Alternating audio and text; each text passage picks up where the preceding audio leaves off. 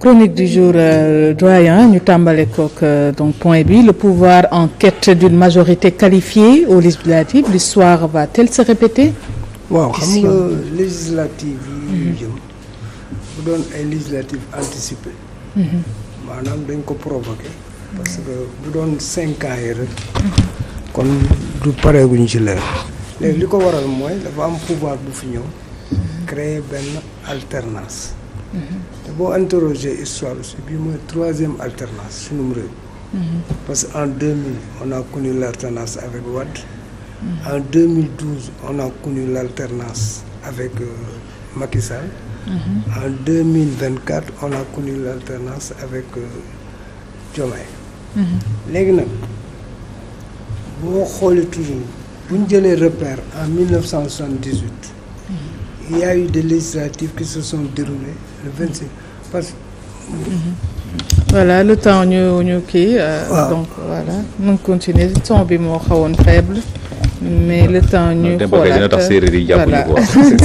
doo wax ci micro bi moom day toog micro bi quoi léegi parce que législative bi bu njëkk ba législative daal na am de 1963 à 1978 mais législative yooyu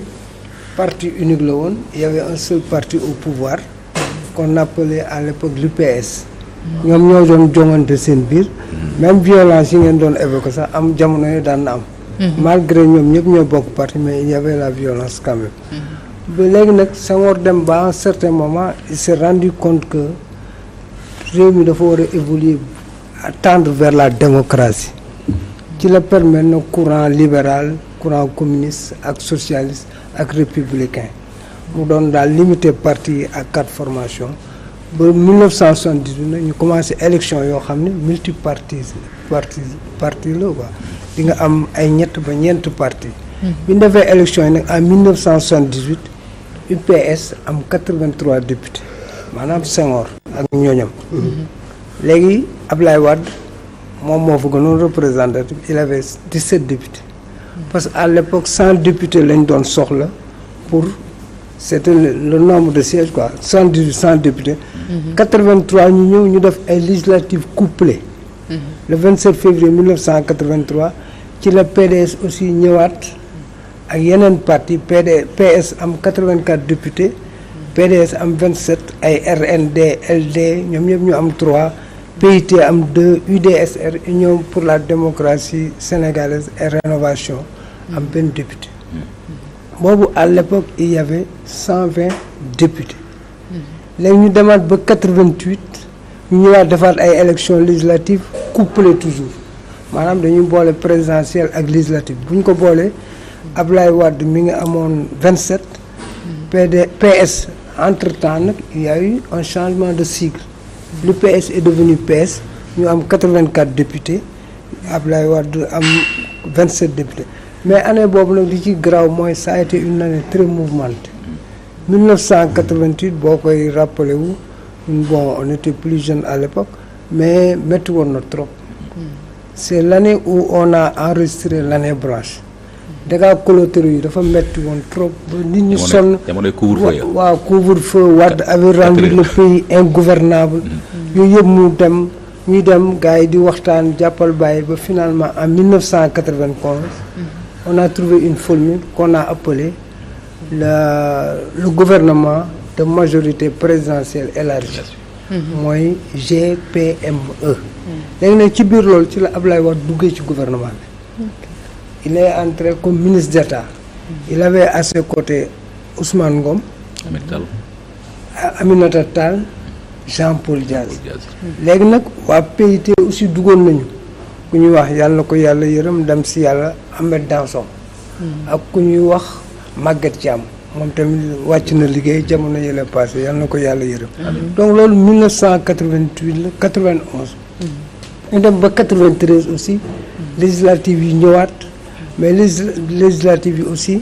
ñu PS jël majorité bi léegi nag boo seetloo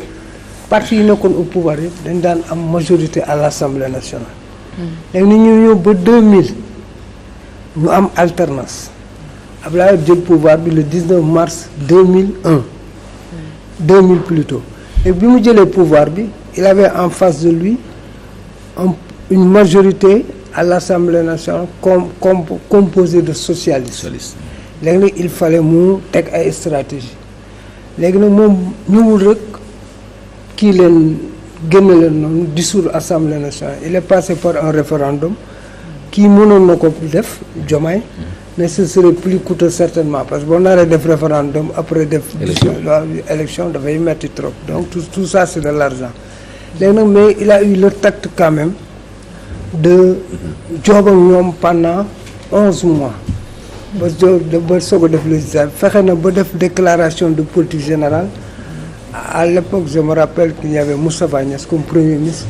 mais il a été très dur avec le régime socialiste dans sa déclaration de politique générale mais terewul aussi boobu gars yi accompagné nañ ko def na dëgg ñu voté budget bi. il avait fait sans débat. waaw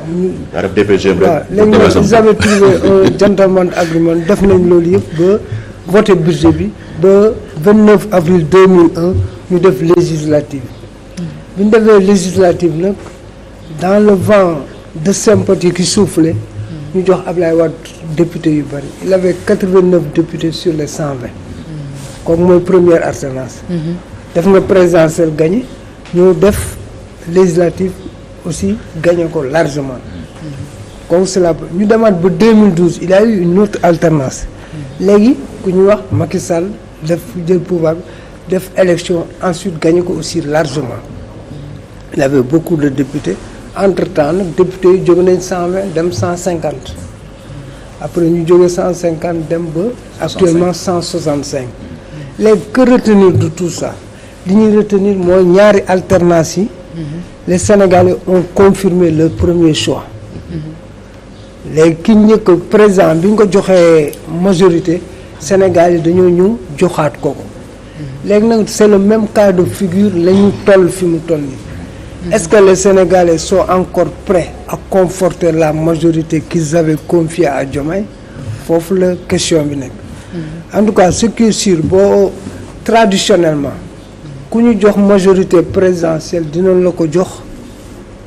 aux législatives parce que question de cohérence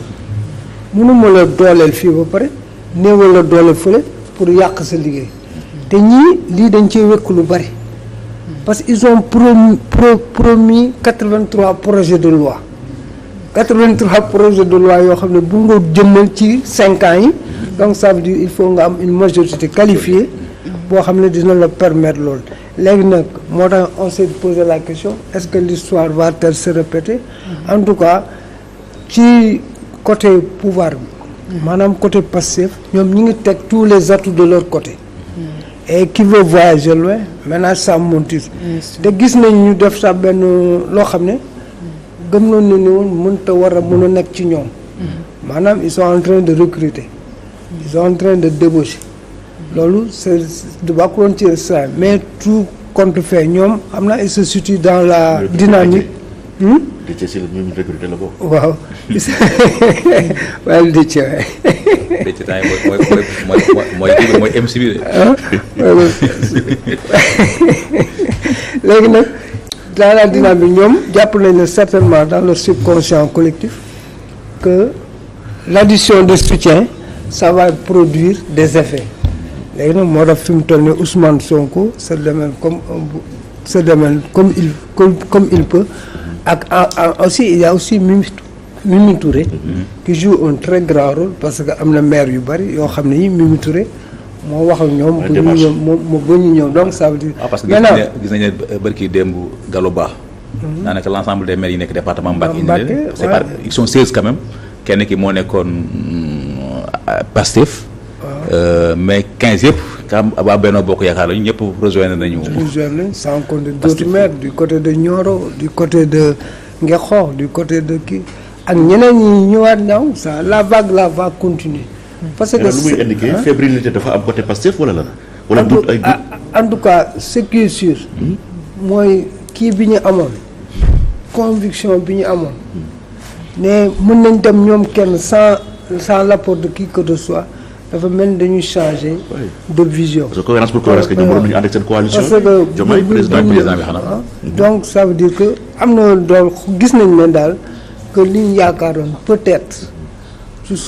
jusqu'à preuve du contraire gisaguñu loolu donc il faut ñu ménager leurs forces jéem a mutualiser davantage leurs forces ku ñu yaakaar ne aussi xam nañ ne war nga mën jàpp ci ndam li nga def mais nag le problème xam nga fan lay nekk ñooñu ñëpp mënoo xam seen apport réel te ñoom ils se réclameront comme des actionnaires de la victoire léegi nag après la victoire ils vont attendre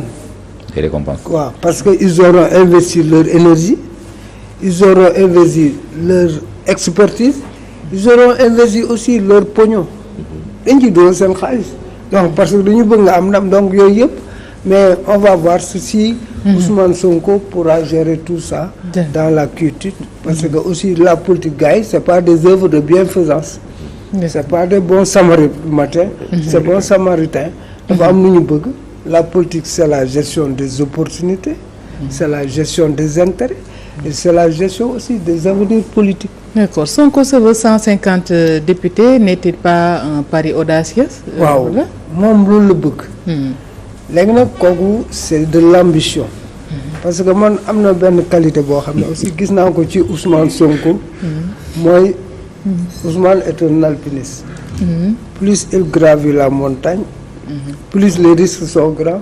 plus il s'envole vers la mais 150 députés sur 165. kon yow ça suppose que 15 ngay séddale ñeneen ñi. mais en tout cas ambition léegi nag ambition la ak kii léegi est-ce qu'il arrivera à cette ambition. ça c'est une question boo xam ne on peut se la poser parce que les autres aussi. ne vont pas aller en victime expiatoire. Absolument. parce que on a de grands noms dans ces coalitions boo xoolee du côté de Sàmm Sama Kàddu. boo xoolee aussi du côté de. Takku Wallu du côté aussi de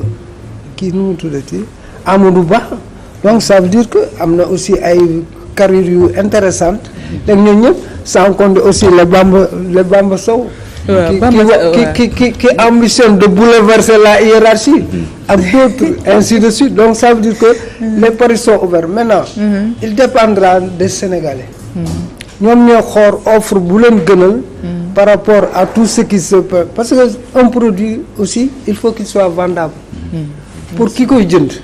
ki artisan la xam na li ma un produit pour ngay jënd il faut qu'il soit vendable léegi lan ngay teg ci kanamu gars yi ak ñoom ban perception la ñu am ci yow léegi yooyu yëpp bu dajaloo ak le Sénégalais aussi de 2024 comment il perçoit son monde dans un proche avenir ak dans un avenir un peu lointain yooyu yëpp ay paramètres aussi il y a aussi la bataille de la communication et de l'opinion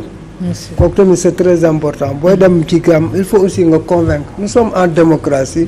il faut toujours expliquer pour convaincre mais ce qui est sûr daal ku nekk namm nga sa jaasi yaa ngi dem ci combat bi léegi puis aussi campagne bi ni muy déroulé nii dañuy gis ne actuellement nii boo xoolee Ousmane Sonko la ñuy bàyyi champ libre bi moom moo nekk di déroulé ku ci mel ni Barth moom non ñoom ñëpp ñu ngi déroulé il est méconnu daa mel ni est-ce que nekkul ñoom seen coalition bi Bougane moo ko doon. non ñoom ñëpp. bu dee Amadou Ba moom il est timide comme ni ko Lévinas waxee.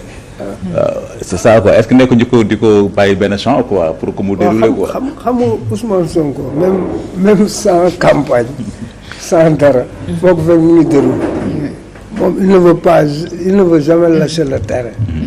si on lui boo ko tudd aussi moom mu fexe ba mu tudd ko donc moom bataille de communication et d'opinion chaque fois ci lay nekk bon tu as l'impression que moom seul moo nekk ci terrain mais les gens se déroulent quoi ñu ci bari aussi ils ont opté pour la proximité di dugg ci kër porte à porte di kii Bamba waaw Bamba dégg nga doyen nu wax 150 députés bu ñu ko amee 15 députés ngeen war ko partager te yaa ngi wax 10 pour yéen waaw xam nga damay wax ne que peut-être doyen dafay xalaatee noonu mais les données vont être waxuma leneen waxuma loolu mooy am waaw non Sonko sa va waaye loolu la xam nga yenn saa yi foog ma xaw a waaw dañ koy donc dama jàpp ne tey mën na am surprise. ndax surprise yi mu mën a am mooy. pas forcément que dafa gagner les présidentielles après 6 mois. wala 5 wala 7 que dafa war a reconduire même score bi mu amoon noonu non parce que dama gis ci ñi nga xamante ne ni dañu voter pour Pastef voter pour Diomaye une personne boo dëkkal wala boo xam mu ne la Bamba je vais voter pour Diomaye ci présidentielle yi 4 cartes ñoo nekk sama kër man suma soxna ak suma ñaari doom mais nag les législatifs du présidentiel ñaari élection yu bokkul la parce que bi da ngay xool li nga xamante ne mooy sa njariñ ki nga xamante ne ni kii mën na la toogal assemblée nationale mën a défendre li nga xamante ne mooy say intérêt bu loolu passé dafa am dëkkuwaay parce que par exemple le président du grand rassemblement des artisans du Sénégal nekk Bamba Sow dëkk HLM Grand Yoff dëkk ci commune Grand Yoff donc ñoom tam dañuy xool ki ñuy fal foofu noonu ban intérêt la mën a amal suba dëkkuwaay ba secteur bi tam doog a ñëw. mais Grand Yoff am na Adama Faye nga fa de. waaw mais xam nga mais c'est les politiques li ma leen di leeral toujours ñu war ci mën a bàyyi xel on est apolitique laale wuñ ci langue politique ñun maanaam tey bu arbitre dee am entre le pouvoir et l'opposition ñun ñooy ñëw nekk arbitre seen diggante ñun ñooy taxaw bu kii waxee dëgg nga ne ko da nga koy jàppale parce que nag contre ñu état il faut que mu leer parce que ñu mënuñu ñëw liggéey sans pourtant ñu liggéey ak état mais nag dañ ko teg dans les règles de l'art maanaam ci dëgg ci yoon. kon bu dégg wax jaar yow 150 yi nga xam ne Ousmane Sonko moo ngi koy kii. man jàpp naa ne tey sama liste bi. mën na ko bañ a am. non man jàpp naa ne tey sama liste bi tey. ay na yéwén même bu fekkente ni ñu ngi doog a dugg ci élection yi. waaw mën naa dugg ba 20 wala 25 kon nag bu bëggee jox ñeneen 150 kon problème am na. waaw ba dem ko. non man waxuma ne 150 lay am Ousmane Sonko moo fixé man wax naa. ndax loolu man je me suis posé la question est-ce que l'histoire va se répéter. parce que boo xoolee alternance yi. lii moo léegi nag jox naa ne analyser naa par rapport à ce sujet ak acteurs yi nekk en jeu léegi nag il reste maintenant aux citoyens moom miy joxe carte moom bu boobaa dina xam ku mu koy jox ndax Ousmane Sonko yéenam citoyen nañ ko mottali wala dinañ def am nañu beneen yéene budul boobu léegi foofu leen nekk léegi nag li leer ba leer mooy élection yi dina neex trop parce que Bamba chaque fois dama leen di dégg ñoom ñëpp que ça soit Bamba ou un autre acteur économique dañuy wax duñu politique mais le député c'est un poste politique. mais ak la politique c'est aussi c'est pas parce que on fait de la politique rek. la politique Bamba. non mais ñi gisee ni ñu doxalee la politique en termes simples c'est la gestion de la cité. aussi. waaw léegi yéen nag chaque fois vous faites une dichotomie wane ne yéen da ngeen a propre politiciens yi. donc c'est des gens les politiques et nous ne faisons pas de calcul les politiques n'arrêtent pas de faire des calculs ñoom bu ñu xëyee ba ngoon jot lépp lu ñu def calcul la mais ñun bu ñu ñëwee li ñuy teg mooy li nga xamante ne ni moo arrangé askan bi donc moo tax ñu ne duñu politicien waaw xam foofu la ñuy waxee d'accord lu ngeen politicien mais fu la ci kër nax sëñ bi la politique ku koy def ci même booy dugg si nii assemblée nationale boo di am nga ay intérêts yoo défendre la défense de ces intérêts là c'est de la politique. waaw mais intérêt yi ñuy ñëw di ko défendre noonu dañ koy teg ci yoon tudd am benn loo xamante ne mën naa gaañ askan bi parce que ñëwee na leen ñoom du ay intérêt yu ñuy défendre mais seeni intérêt personnel la ñuy défendre tey jii moo xam naa ko ñu ma àndal nee naa leen bëgguma nekk maire et pourtant maire moo ëpp budget boo duggee suñu commune bii nii Grand Yoff am na 2 milliards yu teg xam nga député bu mu am 1 million 300 kon quand vous préférez 1 million 300 wala 1 million 900 que 2 milliards ça montre tout simplement que yow askan bi moo la ñor ça montre tout simplement que yow da nga ñëw pour liggéey ñëwuloo pour say intérêt personnel wala pour kii donc foofu laay waxee. en tout cas yéene ji rafet na. te mais c'est pas suffisant. non ñi fi jaar ñëpp yéene ju rafet rek la ñu mës a am. mais à l'épreuve de la réalité. waaw loolu moo tax nga ni c'est pas suffisant mu ne la yéene ji rafet na nga ni c'est pas suffisant parce que dugal nga benn kii noonu la nga bëgg a wax foofu yéen a ngi def. c'est la volonté de sa politique. Bamba am moyens yi fi ñu tàmbalee mooy yéen rek doyul. non xam nga bu ko waxee bu doon yéenam rek moo développé réew kon Sénégal tey mi ngi dem. parce que dafa def benn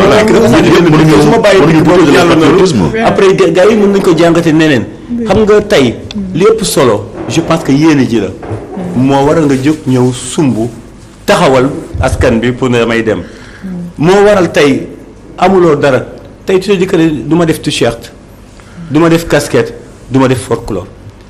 du ma meeting parce que xam nga la mooy t-shirt yi ñuy def ni tey nga gis leen ñu war a seen t-shirt yi fees del ci biir dëkk bi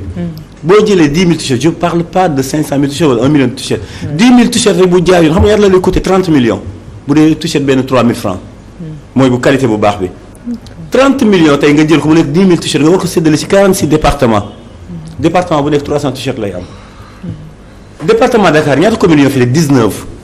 boo ko diviser tey boo yéexee 17 t-shirts ngay am par commune te jàpp naa ne les politiques dugaluñu ci 17 t-shirts par commune ñun ñëpp xam nañ ko kon ñaata t-shirt mooy dugg ci commune xaalis boobu noonu dama ne mënoon na dugg ci mbay mi ci sàmm gi ci askan bi dëgg moo neex yàlla donc moo tax man la ñun nous ne sommes pas des politiciens ñun on calcule ñun dañuy xool loo xamante ne ni moo mën a jëmale Edouard fii yow nekk na génn fa de. xam nga depuis façon député bu nekk assemblée nationale am na ko